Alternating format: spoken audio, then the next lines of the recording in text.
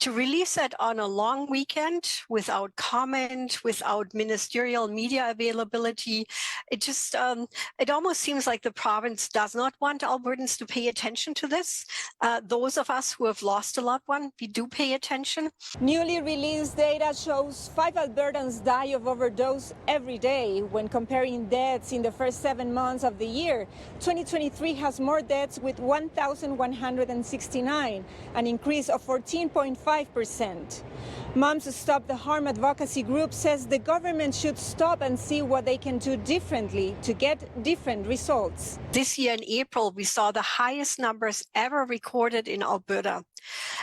Yet the province steadfastly moves in the same direction. They're doing the same thing over and over, regardless of what the outcome is. Most of the substance-related deaths that have been released so far this year happened in Calgary and Edmonton. The government of Alberta, in a statement to City News, says, "The nationwide addiction crisis remains a big concern for our government, which is why we have created the Alberta model, making recovery readily available for any Albertan.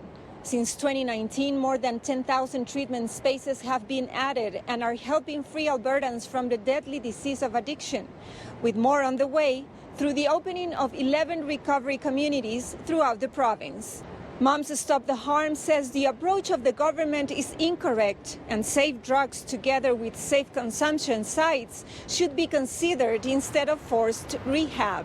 They call it an addictions crisis, but it's not an addictions crisis. It's a crisis of toxic, poisoned drug supplies. More treatment is not the answer because people don't live long enough to get there. We need to expand harm reduction again, and we also need to provide people with safe alternatives, regulated alternatives to toxic street drugs. In June, Premier Daniel Smith said safe supply is not the approach in Alberta, adding the provincial government don't believe that enabling people in serious opioid addiction is the pathway.